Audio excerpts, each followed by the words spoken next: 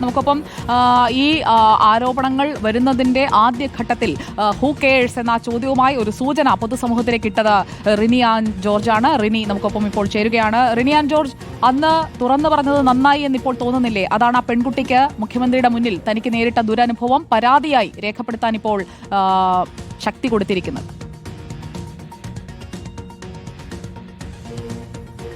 എന്നെ സംബന്ധിച്ച് എല്ലാ കാര്യങ്ങളും, അതായത് സ്ത്രീകൾ എപ്പോഴും നേരിടുന്ന പ്രശ്നങ്ങൾ തുറന്നു പറയണം എന്ന് തന്നെയാണ് എനിക്കിപ്പോഴും പറയാനുള്ളത്.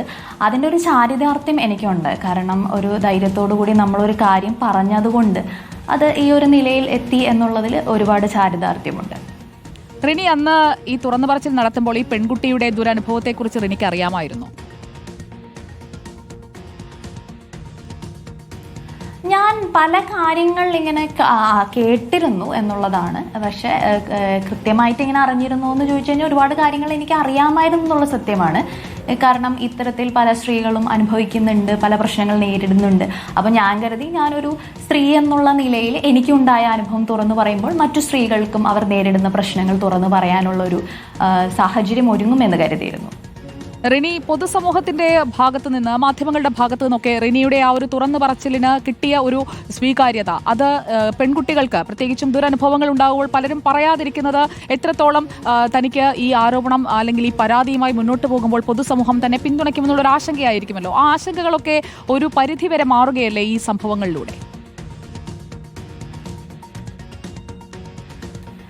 ശരിക്കും പറഞ്ഞാൽ നിങ്ങൾ മാധ്യമങ്ങൾ നൽകുന്ന സപ്പോർട്ട് വളരെ വലിയൊരു കാര്യമാണ്. കാരണം മാധ്യമങ്ങൾ ഈ സമൂഹത്തിന് വേണ്ടി ചെയ്യുന്നത് വളരെ വലിയൊരു കാര്യമാണ്. പലപ്പോഴും ജനങ്ങൾ തെറ്റിദ്ധരിക്കുന്നുണ്ട്. അതായത് മെയിൻ മാധ്യമങ്ങൾ എന്ന് പറയാൻ മുഴുവൻ പൊള്ളയായ വ്യാജ കഥകൾ പരത്തുന്നവരാണ് എന്നുള്ള രീതിയിൽ ജനങ്ങൾക്കിടയിൽ വലിയൊരു പ്രചരണം നടക്കുന്നുണ്ട്. ഞാൻ പറയുന്നത് അങ്ങനെയല്ല. മാധ്യമങ്ങൾ എന്ന് പറയുന്നത്, പ്രത്യേകിച്ച് മെയിൻ സ്ട്രീം മാധ്യമങ്ങൾ എന്ന് പറയുന്നത്, അല്ലെങ്കിൽ ലൈസൻസ്ഡ് മാധ്യമങ്ങൾ എന്ന് പറയുന്നത്, അവർക്ക് അങ്ങനെ എല്ലാം കള്ളത്തരം വിളിച്ചു പറയാൻ സാധിക്കില്ല. ഇപ്പോൾ നിങ്ങളുടെ ചാനലിനെ തന്നെ എന്തുമാത്രം അപമാനിച്ചിരുന്നു എന്നുള്ളതിൽ എനിക്ക് പേഴ്സണലി വളരെ വിഷമം തോന്നിയ ഒരു കാര്യമാണ്. നമ്മൾ പറയുന്ന ഒരു ചാനൽ റിനിയുമായുള്ള ഒരു സംഭാഷണം, റിനിയാൻ ജോർജ് ഡിബേറ്റ് വിത്ത് ഡോക്ടർ അരുൺകുമാറിൽ സംസാരിച്ച ഭാഗങ്ങൾ, അത് വലിയ രീതിയിൽ രാഹുൽ മാങ്കൂട്ടത്തിൽ MLA അനുകൂലിക്കുന്ന ആളുകൾ വലിയ രീതിയിൽ വളച്ചൊടിക്കുകയും ആരോപണങ്ങൾ അത് അവർ ആഗ്രഹിക്കുന്ന രീതിയിലാക്കി തീർക്കുകയും ഒക്കെ ചെയ്തിരുന്നു. അവർക്കൊക്കെയുള്ള ഒരു മറുപടിയാണ് ഇപ്പോൾ ആ പെൺകുട്ടി ശക്തമായി വന്ന പരാതി നൽകിയതിലൂടെ. അന്ന് റിനി പറഞ്ഞു വെച്ച കാര്യങ്ങൾ, പിന്നീട് പുറത്തു വന്ന കാര്യങ്ങൾ, അതിലൊക്കെയുള്ള വസ്തുത മാത്രമാണ് ഞങ്ങളും പുറത്തുവിട്ടത്. അതെ, ഒരു ചാനലിനെ അല്ലെങ്കിൽ ചില ചാനലുകളെയൊക്കെ അധിക്ഷേപിച്ചുകൊണ്ട് ഇത്തരത്തിൽ പ്രചരിപ്പിക്കുന്നതിനോട് ഒരിക്കലും യോജിക്കാൻ കഴിയില്ല. അപ്പം മാധ്യമങ്ങൾ നൽകിയ സപ്പോർട്ട് എന്ന് പറഞ്ഞാൽ വളരെ വളരെ വലുതാണ്. അതുകൊണ്ടാണ് ഈ ഒരു രീതിയിൽ ഇവിടെ എത്തി നിൽക്കുന്നതെന്നുള്ള കാര്യത്തിൽ ഒരു സംശയമില്ല. പക്ഷെ സമൂഹ മാധ്യമങ്ങൾ ഈ ഇരകളോട് ചെയ്തിട്ടുള്ള ഒരു മിസ്റ്റേക്ക് എന്ന് പറയുന്നത് അത് വലിയൊരു മിസ്റ്റേക്കാണ്. ഞാൻ ഉൾപ്പെടെ ഇപ്പോഴും അനുഭവിക്കുന്ന ഒരു വലിയൊരു പെയിൻ ഉണ്ട്. നമ്മളൊരു കാര്യം പറഞ്ഞു പോയി, പ്രത്യേകിച്ച് ഞാൻ എന്നെ വ്യക്തിപരമായി ഇൻ്റർവ്യൂ ചെയ്ത ഒരു ഇൻ്റർവ്യൂവിൽ ഞാനൊരു വിഷമം പറഞ്ഞതാണ്. അപ്പോൾ ഞാൻ ഒരു പാർട്ടിയുടെ പേര് പറഞ്ഞോ, ഒരു വ്യക്തിയുടെ പേര് പറഞ്ഞോ, ആരെയും ഡീഫെയിം ചെയ്യാൻ ശ്രമിച്ചിട്ടില്ല. ഒരു വ്യക്തിക്ക് ഉണ്ടായ ഒരു വിഷമം പോലും ഈ സമൂഹത്തിൽ പറയാൻ പാടില്ല, നീ മിണ്ടാതിരുന്നോളണം എന്ന രീതിയിൽ സമൂഹ മാധ്യമങ്ങൾ ആക്രോശങ്ങൾ നടക്കുകയാണ്. ഒരു ലൈസൻസും ഇല്ലാതെ കുറേ ഓൺലൈൻ ചാനലുകൾ അവർക്ക് ഇഷ്ടമുള്ളത് വായിൽ തോന്നിയതുപോലെ പറയുന്ന ഒരു അവസ്ഥയാണ്. ഇതുകൊണ്ട് അനുഭവിക്കുന്നത് ആരാണ്? അതായത് ഇതുപോലുള്ള ഓൾറെഡി അവർ ഒരുപാട് അനുഭവിച്ചിട്ടുണ്ട്. പിന്നെ അവർ പരാതിയുമായിട്ട് വരുമ്പോൾ നേരിടുന്ന അനുഭവം, അതുപോലെ അവരുടെ വീട്ടുകാർ അനുഭവിക്കുന്ന അനുഭവം, ഇങ്ങനെ ആക്രോശിക്കുന്നവരൊന്ന് ആലോചിച്ച് നോക്കിയാൽ മതി. അവരുടെ കുടുംബത്തിലാണ് ഇങ്ങനെ സംഭവിക്കുന്നതെങ്കിൽ ഉണ്ടാവുന്ന ഒരു അവസ്ഥ എന്തായിരിക്കുമെന്ന് അത് പലപ്പോഴും തോന്നിയിട്ടില്ലേ? അവനവന് സംഭവിക്കുന്നത് വരെ ആൾക്കൂട്ടത്തിന് അത് ആഘോഷമാണ് റിനി. അവനവന് അല്ലെങ്കിൽ അവനവന്റെ വീട്ടിൽ സംഭവിക്കുന്നത് വരെ ആൾക്കൂട്ടത്തിന് പുറത്ത് കാണുന്നതെല്ലാം അവർക്ക് ആഘോഷിക്കാനായിട്ടുള്ള, അവർക്ക് ഒബ്ജക്ടിഫൈ ചെയ്യാനായിട്ടുള്ള ചില കാര്യങ്ങൾ മാത്രമാണ്. ഇപ്പോഴും അത് തന്നെയാണ് നടന്നുകൊണ്ടിരിക്കുന്നത്. റിനി എന്ന തുറന്നു പറച്ചിൽ നടത്തി ആ ഒരു അഭിമുഖം നൽകി, പിന്നീട് റിപ്പോർട്ടറിലൂടെ കൂടുതൽ കാര്യങ്ങൾ പറഞ്ഞതിന് ശേഷം റിനിയുടെ ഒരു പ്രൈവറ്റ് സ്പേസിലേക്ക് ഇടിച്ചു കയറി റിനി എത്തരക്കാരിയാണ് എന്ന് സ്ഥാപിക്കാനായിട്ടുള്ളൊരു വ്യഗ്രതയുടെ കുറെ ആളുകൾ പണിയെടുത്തത് നമ്മൾ കണ്ടതല്ലേ റിനി? അല്ല, എനിക്ക് ജീവിക്കാൻ പറ്റാത്ത അവസ്ഥയാണ് സത്യം പറഞ്ഞാൽ. അതിനുശേഷം ഇന്ന് വരെ ഞാൻ ഒരു രൂപ പോലും സമ്പാദിക്കാൻ എനിക്ക് സാധിച്ചിട്ടില്ല. ഇത്രയും ദിവസം ഞാൻ അറ്റൻഡ് ചെയ്ത ചില ഇന്റർവ്യൂസ് ഒക്കെ ഒഴികെ നമുക്കൊരു വർക്ക് കിട്ടിയിട്ടില്ല. ചലച്ചിത്ര മേഖലയിലുള്ളവർ പോലും വിളിച്ചിട്ട് നീ അങ്ങനത്തെ ഒരു സ്ത്രീ അല്ലേ, നിനക്കിനി എന്ത് കിട്ടുമെന്നാണ് നീ വിചാരിക്കുന്നത്, നീ പട്ടിണിയാകും എന്ന തരത്തിൽ പോലും എന്നോട് സംസാരിച്ചു. പിന്നെ ഞാൻ പൈസ വാങ്ങിയാണ് ഇത് ചെയ്തിരിക്കുന്നത്, മറ്റു പാർട്ടിക്കാരുടെ ആളാണ് ഞാൻ എന്ന തരത്തിലൊക്കെ. അത് നമുക്കും നമ്മുടെ ഫാമിലിക്കും ജീവിക്കാൻ പറ്റാത്ത ഒരവസ്ഥയാണ്. എൻ്റെ പിതാവിനെയൊക്കെ പലരും ചീത്ത പറഞ്ഞു. അതായത് നിങ്ങളുടെ മകൾ ഇങ്ങനെയാണ് അങ്ങനെയാണെന്നൊക്കെ പറഞ്ഞു. ഞങ്ങൾ അനുഭവിച്ചു, ഞങ്ങൾ ഫേസ് ചെയ്ത വിഷമം എന്തുമാത്രമാണെന്ന് ഞങ്ങൾക്കേ അറിയുള്ളൂ.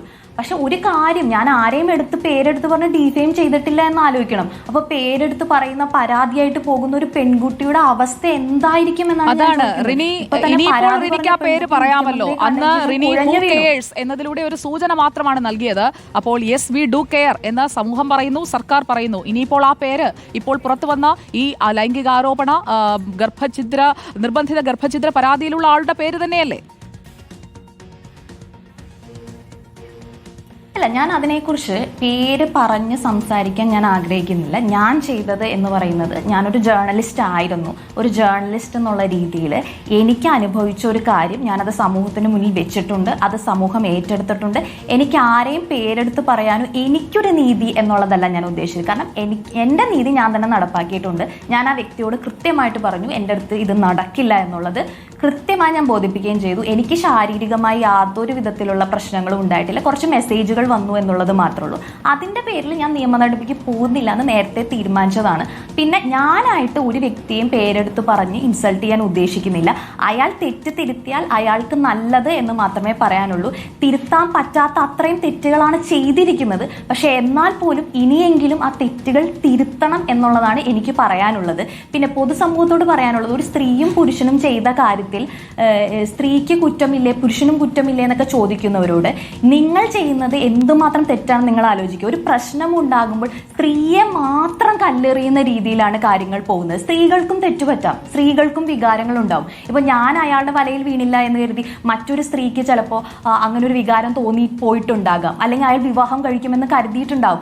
അങ്ങനെ പറ്റിയ ചെറിയ തെറ്റുകൾ സ്ത്രീകൾക്ക് തെറ്റുപറ്റുമ്പോൾ അതൊരു വലിയ കാര്യമായിട്ട് പുരുഷന്മാർക്ക് ആ തെറ്റൊക്കെ പറ്റാവുന്നതല്ലേ എന്നുള്ള രീതിയിലാണ് ഈ സമൂഹം. അതോടൊപ്പം തന്നെ മറ്റൊരു കാര്യം കൂടിയുണ്ട്. ഇപ്പോൾ സുപ്രീം കോടതിയുടെ കഴിഞ്ഞ ദിവസത്തെ ഒരു കേസിലെ വിധി അടക്കം മുന്നിൽ വെച്ചുകൊണ്ടുള്ള ഒരു പ്രചാരണവും നടക്കുന്നുണ്ട്. അതായത് ഉഭയകക്ഷി സമ്മതത്തോടെയുള്ള ഒരു ബന്ധം, അതിൽ ലൈംഗികതയടക്കം നടന്നതിന് ശേഷം ആ ബന്ധം പിരിയുന്നു. ആ ബന്ധം പിരിഞ്ഞതിന് ശേഷം പിന്നീട് പരാതിയുമായി രംഗത്ത് വരുന്നു. ആ പരാതികൾ നിയമപരമായി നിലനിൽക്കുന്നതല്ല, അല്ലെങ്കിൽ ആ പരാതികൾ കൊണ്ട് കാര്യമില്ല. അത് ബന്ധം പിരിഞ്ഞതിന് ശേഷം ഒരാളെ ടാർഗറ്റ് ചെയ്തുകൊണ്ട് അയാളുടെ ഇമേജ് മോശമാക്കുന്നതിന് വേണ്ടി കെട്ടിച്ചമയ്ക്കുന്നതാണ്. അതാണിപ്പോൾ രാഹുൽ മാങ്കൂട്ടത്തിൽ MLA അനുകൂലിക്കുന്ന ആളുകൾ വലിയ വാദമായി ഉയർത്തിക്കാട്ടുന്നത്.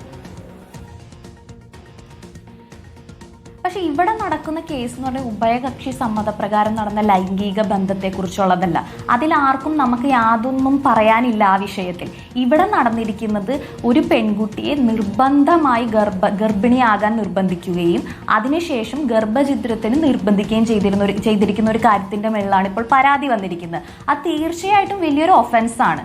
അതായത് അശാസ്ത്രീയമായ ഗർഭഛിദ്രം നടന്നിരിക്കുന്നു എന്നുള്ളതെല്ലാം ഉണ്ട്. അപ്പോൾ തീർച്ചയായിട്ടും ഇതൊരു വലിയൊരു ഒഫൻസാണ്. നമ്മളിവിടെ നടക്കുന്ന ഉഭയകക്ഷി സമ്മതപ്രകാരം നടന്ന ലൈംഗിക ബന്ധത്തെക്കുറിച്ച് നമ്മൾ പറയുന്നില്ല, അത് അവരുടെ ഇഷ്ടമായിരുന്നു. പക്ഷെ ഇവിടെ പെർട്ടിക്കുലർ കേസ് എന്ന് പറയുന്നത് നിർബന്ധിത ഗർഭഛിദ്രമാണ്. അപ്പോൾ അതിലൊരു ന്യായീകരണവും പറയാനില്ല എന്നുള്ളതാണ് എൻ്റെ അഭിപ്രായം. റിനി, ഒരു കാര്യം കൂടി, ഇത്രയും വലിയ ഒരു കുറ്റകൃത്യം ചെയ്ത് ആ കുറ്റകൃത്യത്തെ ന്യായീകരിച്ചുകൊണ്ടിരിക്കുന്ന ഒരാൾ ഒരു ജനപ്രതിനിധിയായി തുടരുന്നത് ശരിയാണോ? എന്താണ് റിനിയുടെ അഭിപ്രായം?